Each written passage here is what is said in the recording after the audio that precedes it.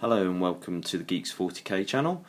I'm Rob, and unlike Richard, who also contributes to this channel, I don't plan on doing the in front of camera piece today. Instead, I thought I'd show you something more interesting than my face, which is this: an Imperial Knight. So I've been working on this over the past couple of days, and as you can see, it's sort of pretty much ready for paint. But the main reason I wanted to show you this is because I have fully magnetised the gun arm. I know there's a few tutorials on YouTube at the moment, but this is my version. I'm not saying it's any better or worse. It's just the way that I did it, and hopefully you'll watch this and it'll be of use to you. So let me just break it down and show you what I've done. So I'll take these off first of all because they just fall off anyway. Take the body off. Okay, so just take the arm off there. Okay, get that out of the way. Okay, so we can see here we've got the melter arm there. As I said, I've fully magnetised it, so it snaps off at the front there, and also snaps off at the fuel tanks there. Okay, so what I've done is basically just stuck a magnet to the side there. Now, I've magnetised a few things before, and this, I've got to be honest with you, is probably one of the easier ones. It didn't require any drilling at all, just required sort of building up inside the piece with a bit of green stuff really, and some extra bits of sprue, that type of thing. If you are planning on doing this, however, there are a few things that you just need to take into consideration before you do it. The main one being the back here. The back is actually filled in there. That is only for the melter variant of this gun. If you wanted to go for the battle cannon, that wouldn't be in there. So that is the only thing really that you need to sort of compromise on. Now, it does actually come with a sort of another tube like one of these that comes out there and goes into there. However, you can't actually do that with how this sort of magnetises. So yeah, I'll show you inside the gun itself. So that is actually just a hole, which I filled in with a little bit of oh sorry, you're not on camera.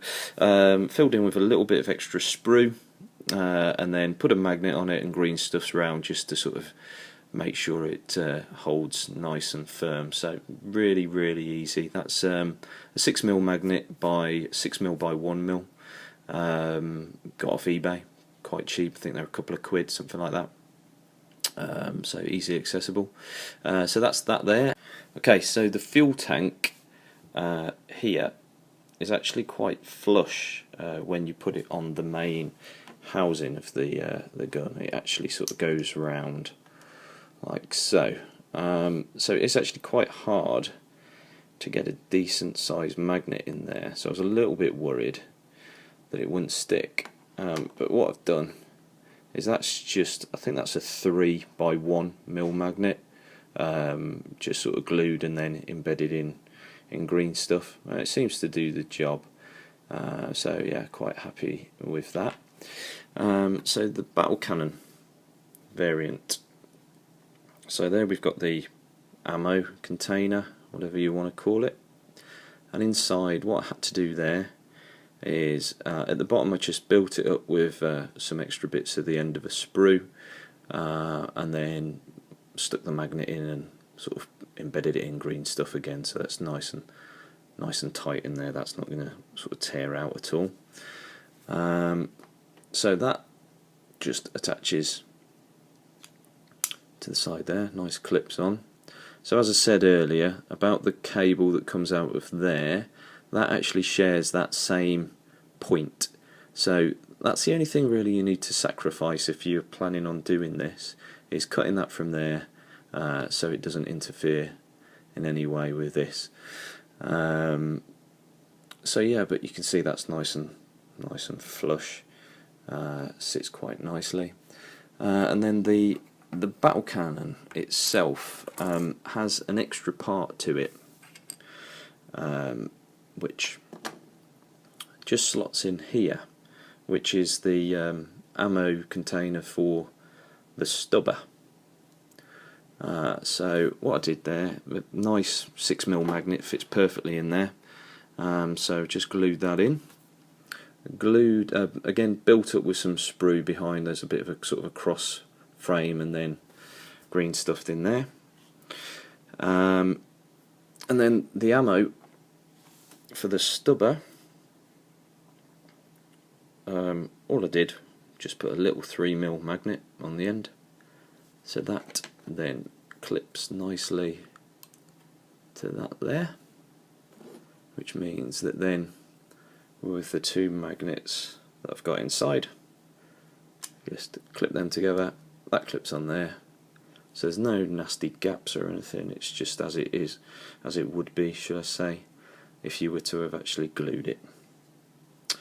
So yeah, that's it, fully magnetised battle cannon and melter gun arm on the Imperial Knight.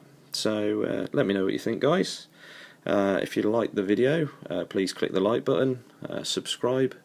Any comments, feedback would be welcome. Yeah, I'll speak to you soon. Thanks then.